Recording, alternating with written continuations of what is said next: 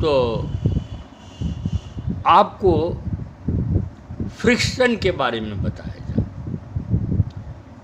तो आप ये समझें कि फ्रिक्शन को समझने के लिए टू बॉडीज इन कांटेक्ट, क्योंकि फ्रिक्शनल फोर्स जब तक टू बॉडीज के बीच रिलेटिव मोशन नहीं होगा तब तक नहीं लगता।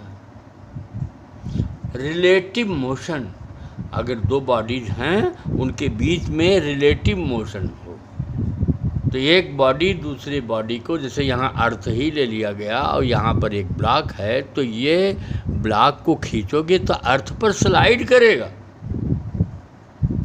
तो इन दोनों में रिलेटिव मोशन होगा और फ्रिक्शनल फोर्स रिलेटिव मोशन को अपोज करता है।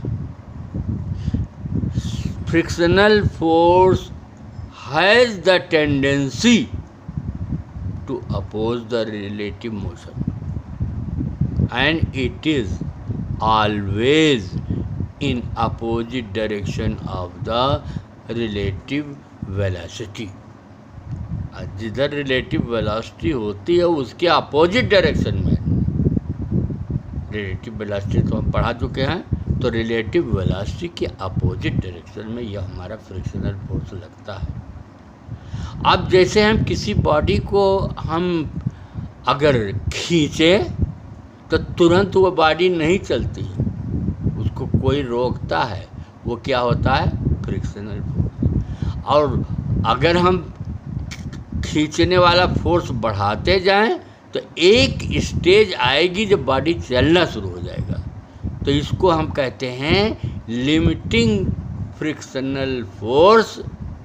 और इस लिमिटिंग फ्रिक्शनल फोर्स के पहले जो फोर्स लगा रहे थे वो स्टैटिक फ्रिक्शनल फोर्स होता है। ठीक है, जैसे आपके सामने ये डस्टर है, अगर हम इसको खींचें, इसको ऐसे खींचें तो थोड़ा फोर्स लगाएं तो नहीं खींचेगा, लेकिन जब ज़्यादा लगाएंगे तो ऐसे खींच जाएगा। तो जब तक हम फोर्स लगाते हुए नहीं खींचता है तो वो फोर्स मेरा बेकार नहीं जाता है, वो फ्रिक्शनल फोर्स के बराबर होता है। और ये स्टैटिक फ्रिक्शनल फोर्स होता है। Static frictional force applied force के बराबर होता है। याद रखना, बहुत इम्पॉर्टेंट है, अभी हम आपको बताएंगे इसके question. Static frictional force applied force के बराबर हो जाता है और जैसे ही बॉडी मूव करना शुरू हो जाती है उसी समय काइनेटिक फ्रिक्शन लगने लगता है। तो इससे रिलेटेड एग्जाम्पल देखिए। अब यहाँ पर हमने लिखा है कि जो फ्रिक्शनल फोर्स स्टैटिक हो वो नॉर्मल रिएक्शन का डायरेक्टली प्रोपोर्शनल होता है, काइनेटिक भी नॉर्मल का डायरेक्टली प्रोपोर्शनल होता है। इससे एक रिलेशन आ जाता है Fs equal to mu S into N और Fk equal to mu K into N. N माने नॉर्मल रिएक्शन, नॉर्मल रिएक्शन का डायरेक्टली प्रोपोर्शनल होता है। अब यहाँ पर देखिए कि जो Fs equal to mu S into N और एन एम जी होता है, तो Fs equal to mu M. अब क्या है कि यहाँ पर इस Fs की जो वैल्यू है वो 0 से ग्रेटर होगी और लिमिटिंग फ्रिक्शन से कम होगी। तो इसका हम एक इनइक्वालिटी बना के देते हैं ब्लैक बोर्ड पर। देखिए, ये है Fs। Fs is greater than 0, greater than equal to 0 but less than F limiting। Limiting frictional force से ये कम होती है। ये इनइक्वालिटी है, ये स्टैटिक फ्रिक्शनल फोर्स है। तो ये रहा।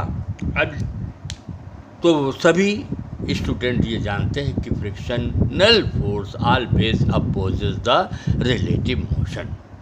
ठीक है, अब इसका पहला एग्जाम्पल देखिए, एग्जाम्पल नंबर 1।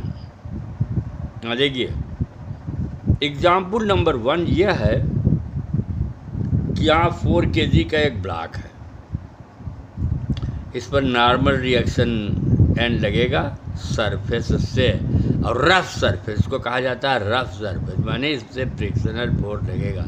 जो फ्रिक्शन पर न्यूमेरिकल आएंगे उसमें रफ सरफेस लिखे रहेगा।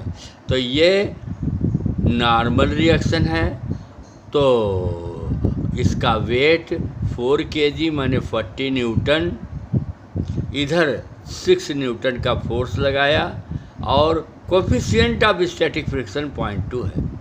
तो सबसे पहले हम Fs कैलकुलेट कर लें। Fs equal to μs n और n mg है, तो 40 इंटू 0.2 8 न्यूटन आया।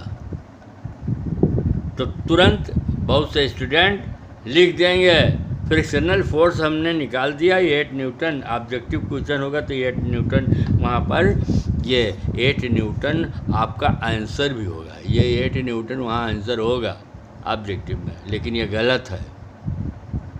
क्यों? स्टैटिक फ्रिक्शनल फोर्स जो है वो वेरिएबल होता है, अब बढ़ता जाता है, अप्लाइड फोर्स के बराबर होता है। और आपने अप्लाई कितना फोर्स किया है? 6 न्यूटन, 6 ही न्यूटन अप्लाई किया, तो आंसर आपका 6 न्यूटन हो जाएगा। आंसर क्या होगा?